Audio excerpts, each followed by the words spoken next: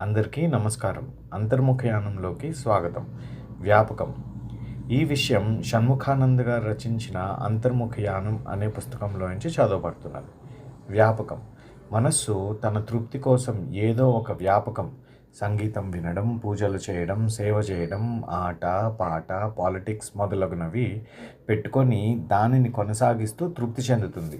అయితే ఈ తృప్తి ఎంతో కాలం కొనసాగదు. కారణం, ఆ వ్యాపకం దినచర్యలో భాగంగా మారిపోయి యాంత్రిక చర్యలాగా తయారవుతుంది.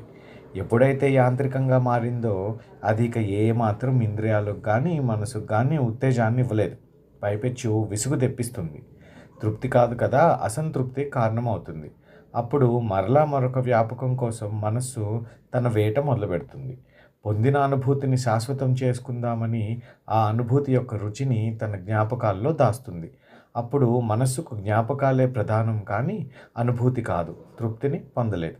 ఈ విషయం కనుక మీకు నచ్చినట్లయితే షణ్ముఖానంద్ గారు రచించిన అంతర్ముఖయానం అనే పుస్తకంతో పాటు షణ్ముఖానంద్ గారు రచించిన మరో పుస్తకం నేటి సమాజానికి బుద్ధిని ధర్మం.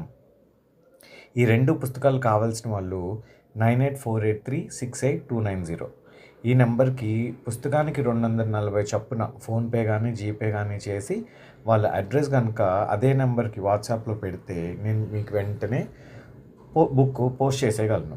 అలానే మా వీడియోస్ కనుక మీకు నచ్చినట్లయితే కింద కామెంట్ సెక్షన్లో మీకు దేని గురించి అయినా ఇంకా తెలుసుకుందామని, యాంగ్జైటీ గురించి, ఆందోళన గురించి కానీ, బాధ, దుఃఖం, కోపం, వీటిని ఎలా కంట్రోల్ చేయాలి, మనసు అంటే ఏంటి, ఆలోచనలు అంటే ఏంటి, ఇలాంటి మరిన్ని విషయాలు కనుక మీకు తెలుసుకోవాలనిపిస్తే మా కామెంట్ సెక్షన్లో తెలియజేయండి. షణ్ముఖానంద్ గారు రచించిన ఈ 2 పుస్తకాల్లో నుంచి వాటికి సంబంధించిన ఆర్టికల్స్ని మేము చదవగలం. ధన్యవాదాలు.